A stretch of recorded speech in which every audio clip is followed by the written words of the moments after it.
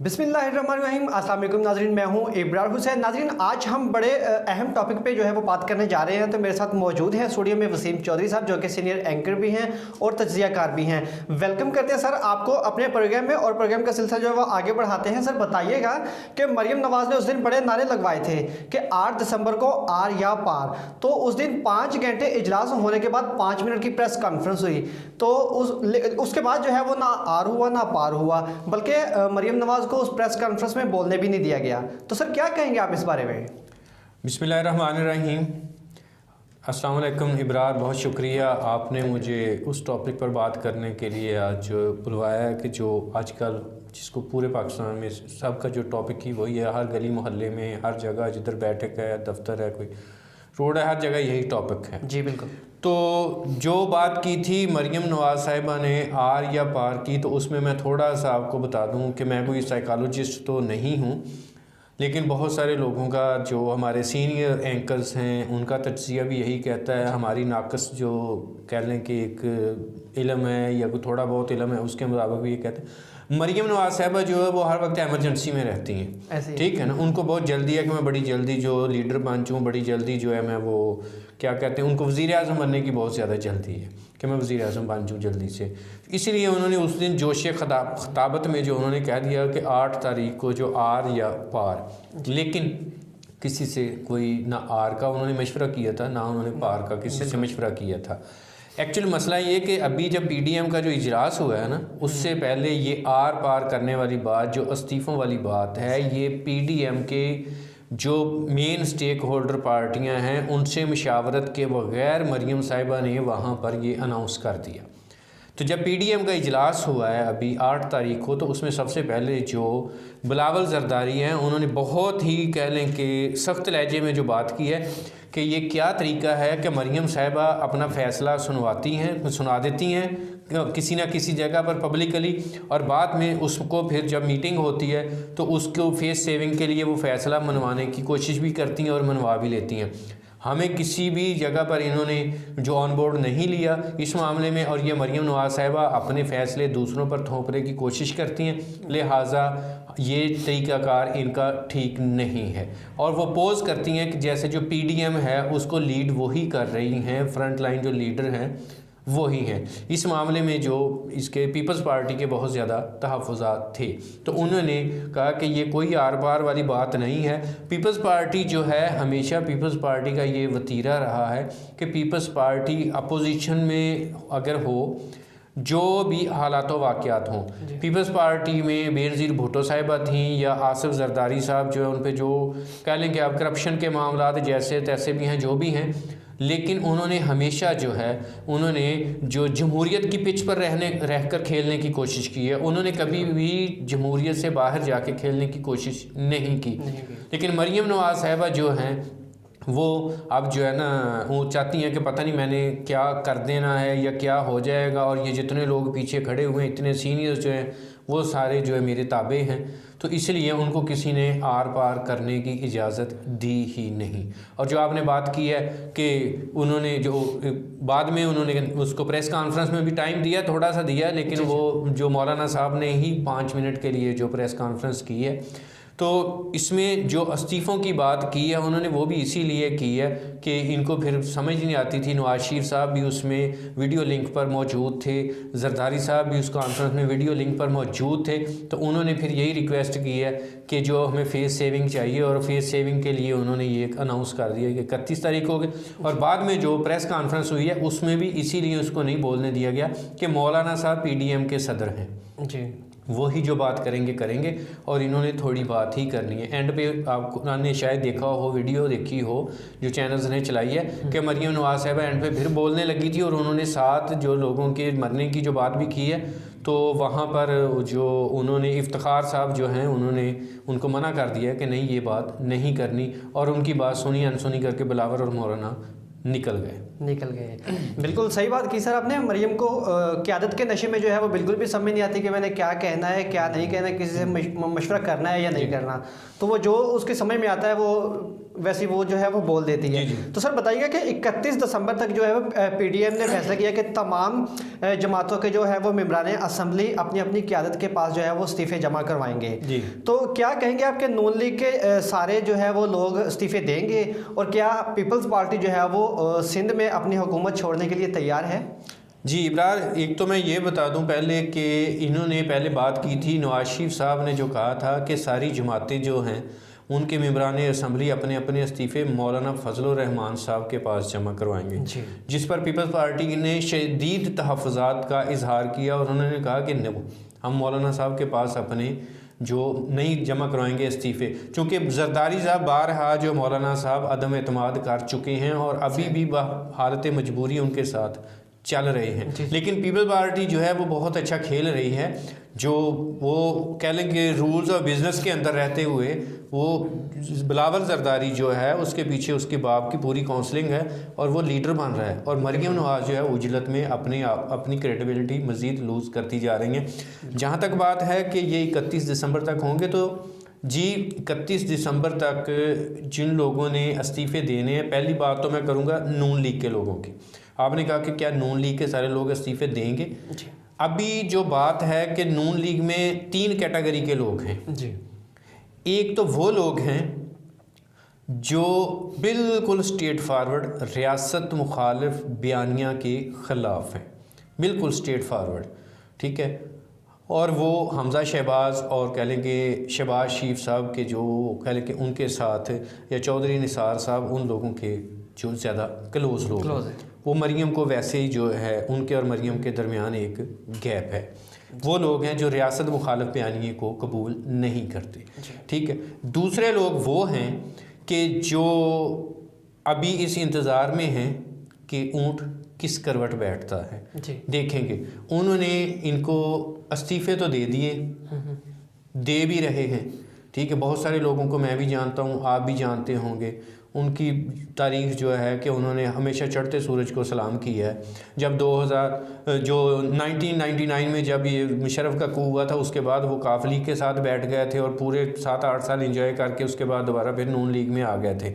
वो लोग वो कभी भी इक़्तिदार के बगैर नहीं रह सकते। हमारे इर्द गिर्द बहुत सारे लोग हैं ऐसे, मतलब वो लोग अपना मुफाद देखते हैं कि हाँ जी, वो इस इंतज़ार में है देखें कि ऊँट किस करवट बैठता है। अगर तो उनको नज़र आ गया, अगर उनको नज़र आ गया कि हुकूमत जो है वो जाएगी, तो वो जब स्पीकर असम्बली के पास जाएंगे तो तब वो कह देंगे जी हमने दिया है। अदरवाइज़ उससे पहले ही वो कोई ना कोई जो है ना वो कोई पतली गली से वो भी निकल जाएंगे। और तीसरे वो लोग हैं जिनके पास कोई ऑप्शन नहीं है। उनमें बहुत सारे हमारे जानने वाले भी हैं जिन्होंने इस दौरान बड़ी कोशिश की कि उनको कोई दूसरी छतरी मिल जाए। दूसरी छतरी इस वक्त सिर्फ पीटीआई है। पीटीआई में उनके अपने अपने हलकों में पीटीआई के उनके डेड अगेंस्ट दूसरे लोग बैठे हुए हैं। कोई एमपी है, कोई एमएनए है, कोई साहब का टिकट होल्डर है पीटीआई का। तो उन्होंने बारहा कभी गवर्नर पंजाब से, कभी फलां से, कभी फलां से मीटिंग्स करने के बावजूद वो अपनी पीटीआई में जगह नहीं बना सके। अब उनके पास कोई और ऑप्शन नहीं है, उनके पास कोई और ऑप्शन नहीं है, तो फिर वो उनको जो है ना हालत मजबूरी ये जहर खाना पड़ सकता है और हो सकता है वो खा लें।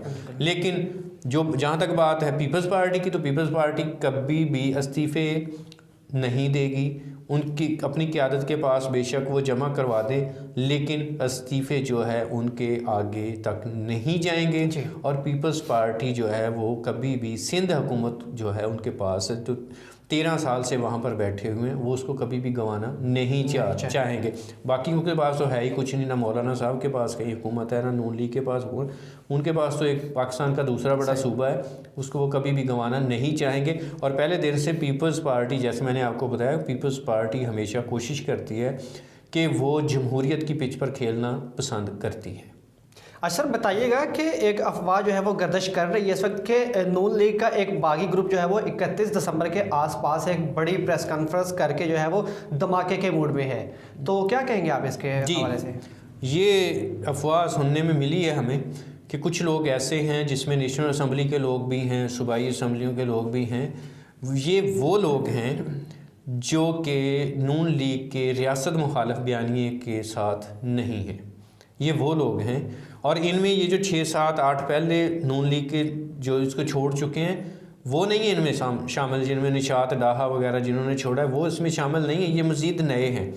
और हमारी इतलात के मुताबिक ये जब 31 दिसंबर के आसपास पहले बहुत बड़ी प्रेस कॉन्फ्रेंस लाहौर में करेंगे और उसके बाद दूसरी बहुत बड़ी प्रेस कॉन्फ्रेंस इस्लामाबाद में करेंगे, और जिसमें नून लीग का जो बयानिया है, जो सरासर रियासत मुखालफ बयानिया है, तो वो अपनी कह लें कि फेस सेविंग के लिए, अपनी जो करप्शन बचाने के लिए जो कुछ भी करने के लिए है कर रहे हैं, तो रियासत के जो है एक इज़्ज़त को या रियासत के वक़ार को जो दाव पे लगा रहे हैं, वो लोग उसके ख़िलाफ़ हैं। वो कभी भी इसको कबूल नहीं करेंगे, और वो उस वक्त पर जो प्रेस कॉन्फ्रेंस करके उनको बताएंगे कि हम रियासत के साथ खड़े हैं, हम किसी फ़र्द के साथ नहीं खड़े। सही। अच्छा सर, बताइएगा कि ये जितने भी जो लोग हैं ये अपनी अपनी क़यादत के पास इस्तीफ़े जमा करवाने के बाद जो है वो स्पीकर के सामने अपने फ़ैसलों पर कायम रहेंगे, क्या कहेंगे आप इस हवाले से? इब्रार, वही जैसे मैंने आपको पहले बताया है कि इनमें से लोग देखेंगे कि एंड ऑफ द डे क्या बनता है, ऊँट किस करवट बैठ रहा है। जहाँ तक बात है हुकूमत जाने की, इमरान खान ने बहुत ज़्यादा ज़ोर लगाया था, उससे बड़ा धरना तो नहीं दे सकते ना, नहीं दे सकते, बिल्कुल ठीक है। उसने बड़ा ज़ोर लगाया था तो हुकूमत कहीं नहीं जा सकी थी उनसे। दूसरी बात ये कि इन्होंने वो अददी जो एक कह लें कि होती है बर्तरी दिखानी है असम्बली के अंदर, अगर ये वो कोरम पूरा नहीं कर सकते, एक जो ख़ास मखसूस एक तादाद में इनके इस्तीफ़े नहीं आते, एक वोट भी अगर इनका कम है, तो हुकूमत कहीं नहीं जाने वाली, हुकूमत को कुछ भी नहीं होगा, वो कहीं नहीं जाएगी।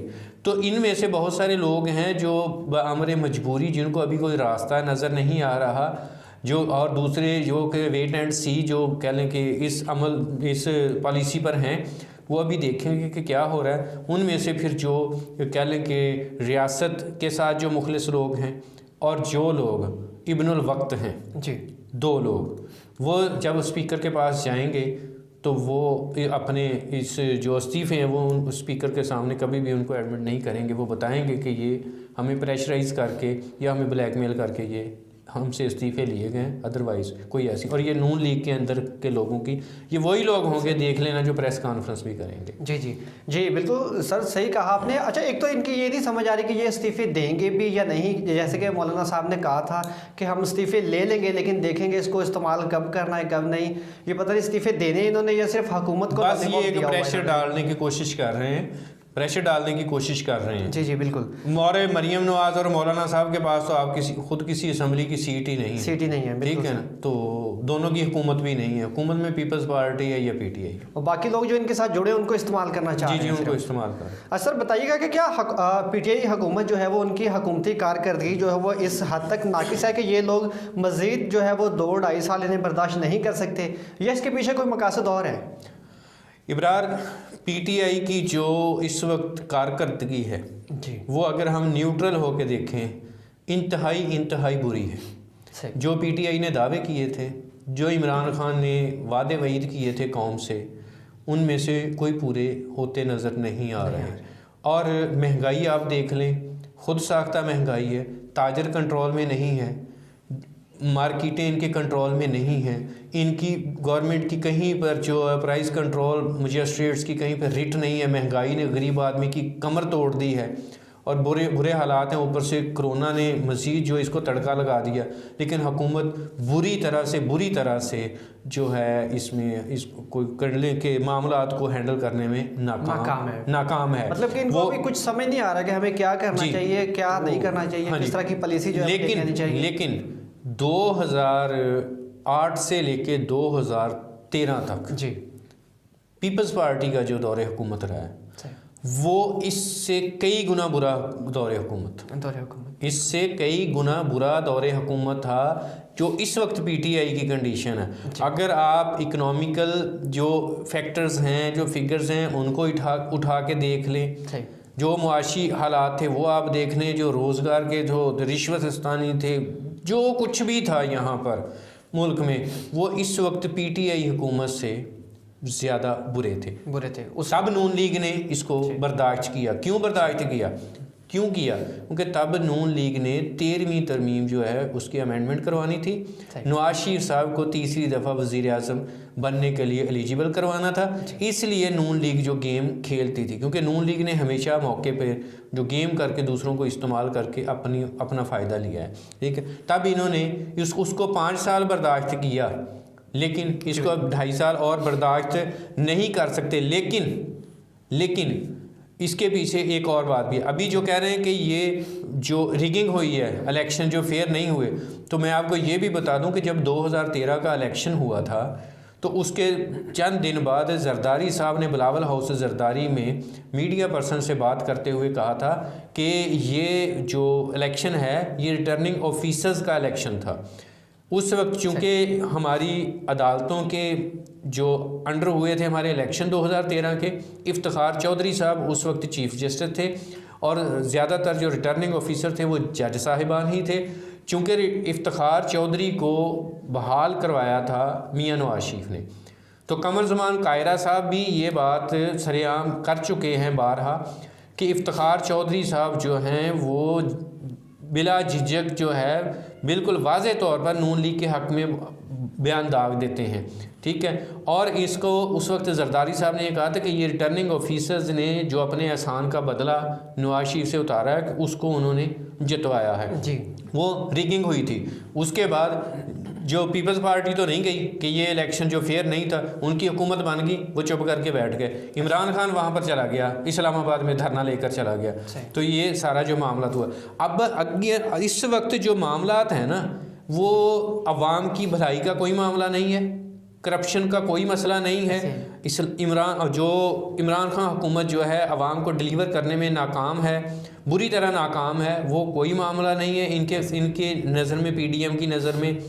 यानी कि जो अवामी मसाइल हैं, जो परेशानियां हैं, बेसिकली इमरान खान से इनका ये मसला नहीं है। जी बिल्कुल, इनका मसला नहीं है। इनका जो मसला है वो अपनी आने वाली नस्लों, जिनमें मरीम नवाज साहिबा हैं, बिलावल भुट्टो साहब हैं, या आसफा को कह लें कि वो लॉन्च कर रहे हैं, इनको आगे मैदान में उतारना है। इनका मसला ये है कि हमारे बच्चों ने आगे इस मुल्क को कैसे, इसके ऊपर हुकूमत कैसे करनी है, इसको दोबारा से इस मुल्क को जो है किस तरह से लूट के खाना है, इनका मसला ये है।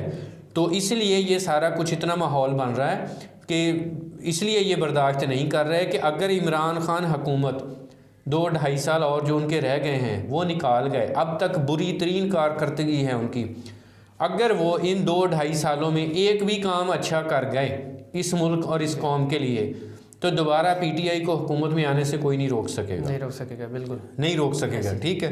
और अगर दोबारा पीटीआई हुकूमत में आ गई तो 2-2.5 साल इनके ये गुजर जाएंगे, 5 साल आगे फिर जो है इनको हुकूमत में नहीं आना।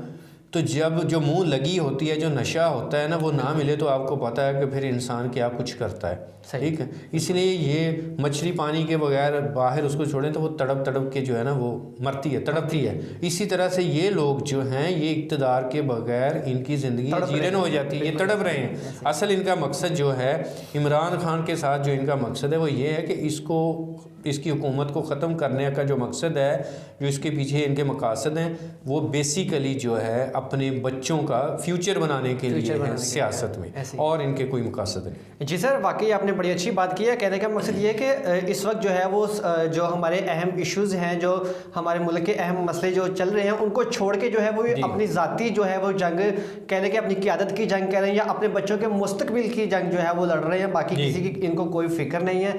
Thank you so much sir, हमारे प्रोग्राम का वक्त ख़त्म हुआ जाता है। नाज़रीन, अगले किसी और प्रोग्राम में आपसे गपशप करेंगे, तब तक के लिए अपने होस्ट इब्राहिम को दीजिए इजाज़त। Thank you so much. Allah निगहबान।